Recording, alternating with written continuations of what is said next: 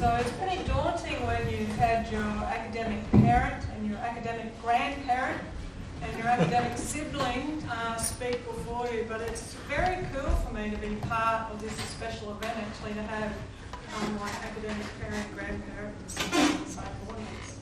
So I'm going to take you through what I speak about as solving the equation through a non-linear career path, and if you want to tweet about some of the things I'm talking about, there's my Twitter handle. So remember that question you were in primary school, what do you want to be when you grow up? So I had no idea. My context when I was growing up was being a veggie farmer's daughter. And the way that I got really excited about mathematics was the patterns I saw as we were cutting cabbages and packing them into boxes. And understanding that I didn't have to count every cabbage because there was a pattern in the way you laid it out in the box. So I was always asking my dad all these bizarre questions, and my nickname was Curious Cat. So it was interesting that Jason was talking about curiosity. That I was always asking Mum and Dad on the farm about all the patterns in mathematics I was seeing out on the farm. So with that, I thought life must be a bit of a simple prediction equation, because in school you got to learn through to high school about simple prediction equations. And for me, a career was, one of these basic simple prediction equations. Life was pretty easy when you're going to map success for yourself. So success as the Y variable was do all the learning between 0 and 12 years old. But Mum and Dad said, you better go to university, you might learn something, so get a bit of training. And I always knew there'd be errors along the way. So off I went to university. So I went to Griffith University here in Brisbane and did a degree in environmental science. And that environmental science degree, if I did it now, I'd have a major in environmental science and data science. But it was the 80s when we were all being told we weren't going to have a job because of the financial situation. So just to be safe, I did a joint degree with QUT as well in education, like Kay did in science and mathematics. So when I was doing that environmental science degree, we were out in the field a lot. There I am out on the rivers. We're actually picking over insects that are in water samples from rivers. So I got a lot of application in that degree, looking at orb weaver spiders and seeing what their patterns were for feeding within an orb web. I was on the mud flats out around Cleveland, looking at bird feeding habits in the tides. So I had a very big application focus out in the field working on environmental problems. So then I adjusted my prediction equation. Well, it was a relatively simple equation now, not purely simple. It still was looking at success for a career. I knew what I'd learned earlier was still important as that threshold. But the training was what I was getting interested in through my undergraduate degree was multidisciplinary kind of activities, because I was working in a lot of different ecological domains, and a lot of our projects were with industry and government in our 3rd and 4th years of that degree. So I was looking for more training that would enable me to harness those things I was really interested in.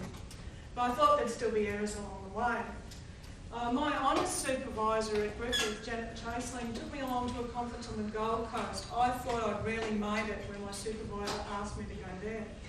And that's where I met Kay, actually.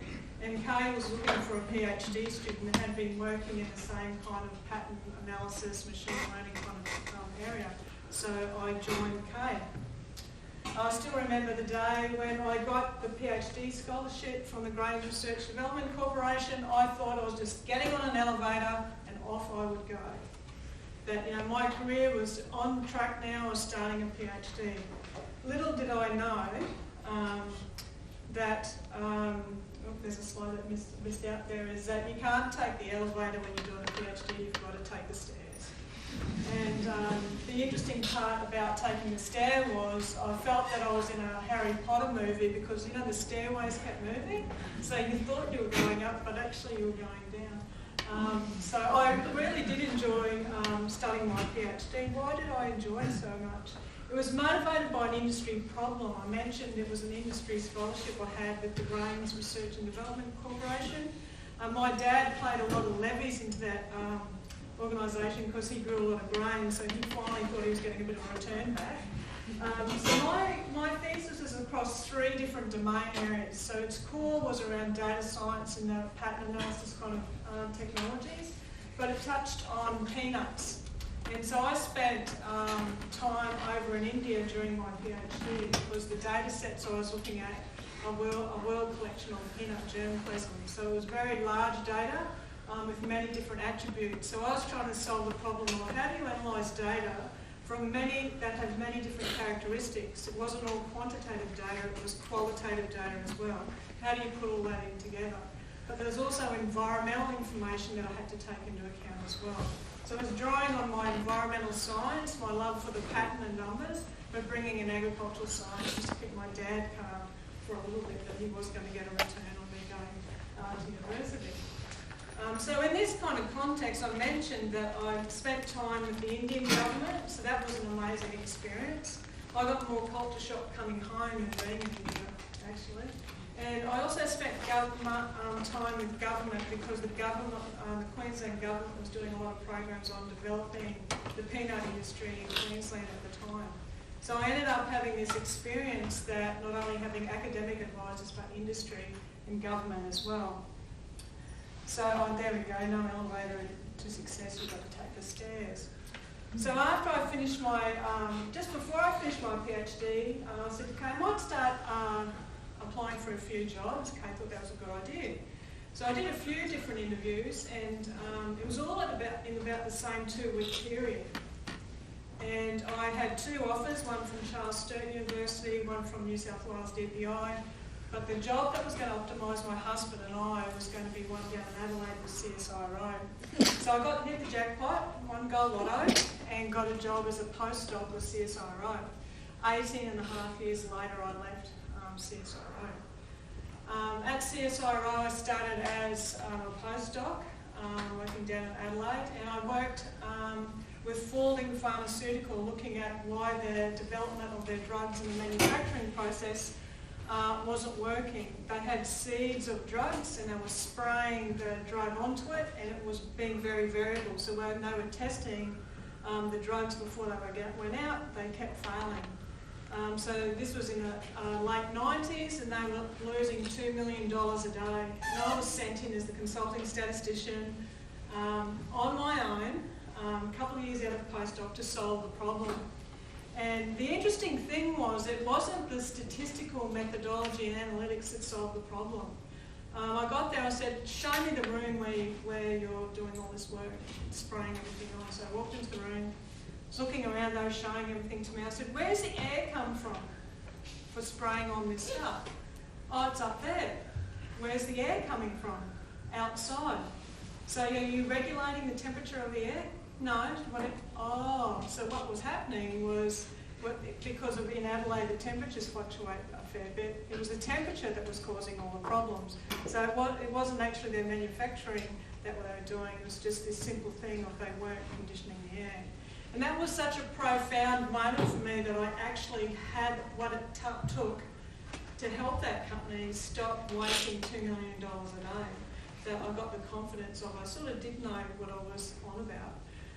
So in CSIRO, I worked, as I mentioned, in the health area. I did a lot of work mainly in the environmental area, working on the Great Barrier Reef in terms of monitoring programs. Most of my work has always been in this big landscape scale monitoring of ag and environment together.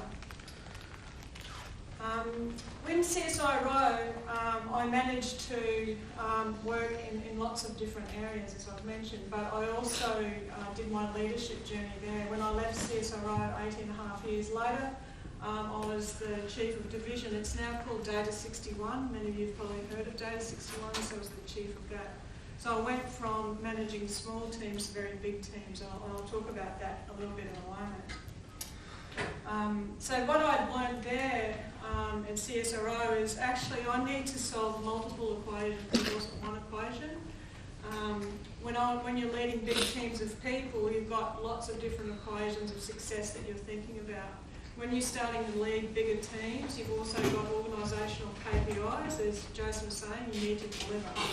And so you have to infill with what you've learnt to date, continually keep training, because the way that you have to then lead teams of people of quants.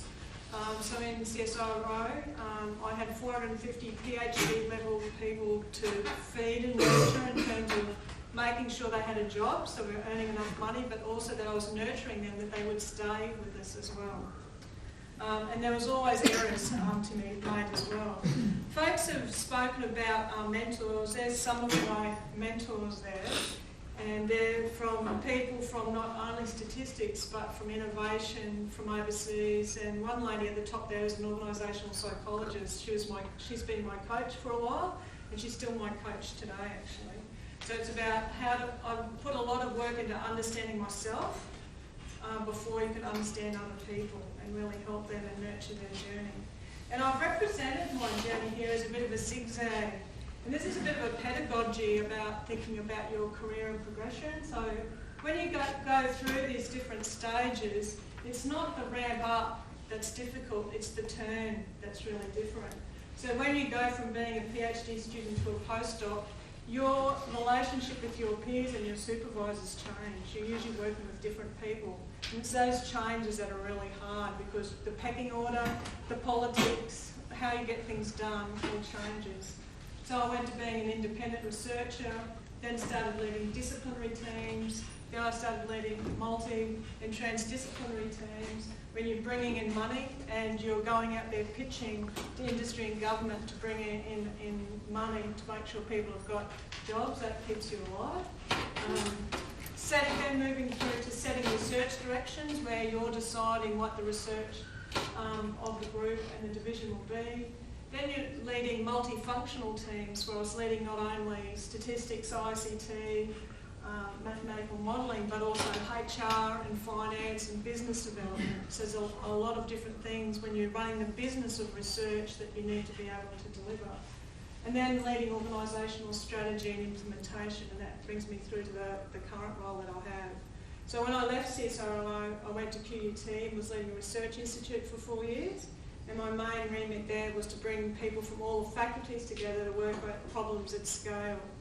So we ended up developing a major digital agriculture initiative, actually a cooperative research centre, and a number of other different things. So then, after 4 years, I've been now with UQ for a year as DDC research. And so I think the main statistical skills I use now are still the data evidence approach to everything I'm doing, whether it's looking at allocating budget out, looking at scholarship strategies, looking at our partners. It's always a data-driven approach to what I'm doing. So in terms of managing career pathways, my kind of lessons here is make sure you deliver. So think about having a performance planning on an annual basis. Most startups and companies and governments have this. So this is about delivering for me when you're doing annual performance. But you also have to dream, so you need to have a 5-year plan. That's about your personal development planning. So you need that 2-speed economy. Often people just think about their annual objectives, not their 5-year dreams. Jason said, think big. And the other is opportunities to connect with the best and how you ignite and really excite the kind of things that you're doing. So for me, I always got ignition through hanging out with people like me, quantitative scientists, hanging out with people that were my collaborators, and they were mainly agri-environmental researchers. And the other was hanging out with impact partners, the ones that gave you money for doing your research and research of the bigger team. So you knew where their policy and investment was going to be. So then it wasn't hard for me to chase the money for my research group or all those 450 people that I was looking after. So decision and policy makers within organisations. So I often think about the progression. Everyone thinks about careers just going up the ladder in organisations, but I think my non-linear pathway has, in CSIRO, I led the Sustainable Agriculture flagship for a period of time, and then I went back to mathematics and statistics to lead the entity that they now call Data 61. So often going up isn't the way to do it. You might have to go sideways to go up. And that's what I did with my adventure leaving CSIRO to come to the higher education sector. I wasn't sure the higher education sector would be able to do transdisciplinary research, really get all the faculties working together, so I was sort of intrigued and curious about whether you could do it in a higher education area. So I did a sideways move out of CSIRO to QUT that helped me then go up to other areas now at UQ. So in terms of modes of working with other people, I think as a statistician this is really important. The challenge is often, are you in an enabling discipline or a leading discipline? Do you want to have an enabling role with colleagues, or do you want to lead, particularly if you're still working in research? So serial cooperation, someone gives you the data, you go off and do it and give it back to them. And when you start off in your career, that's a little bit of what it's like, this serial cooperation. You have to get used to working with people like that. Then as you get more confident, it's about parallel cooperation where you're working together on something. And then you move through to what's entwined collaboration, where the ideas of both of you are equally important and you're creating something different through coming together. And this entwined kind of collaboration is where you need a lot of street smarts to be able to work in it, because you have to value other people's ideas, sometimes ahead of yours and vice versa. And so it's how you have dialogue with people, where dialogue is two-way and not just one way. And so this transdisciplinary practice means you're operating in an ecosystem, not a battlefield, and often you'll see that in your careers, that there are people who want you to be there and you enable them, or whether you're leading particular aspects as well. So that's often been the tension through my career. When am I an enabling supporter versus leading and creating things myself? And the other is embracing diversity of view and being inclusive. Being very generous with people will come back as that gift that keeps on giving. I might move through to the end now. So success is a little about thinking about legacy. It's not only your childhood lessons, but it comes down to your competence, so that's your technical competence. It comes down to your character, how you interact with people.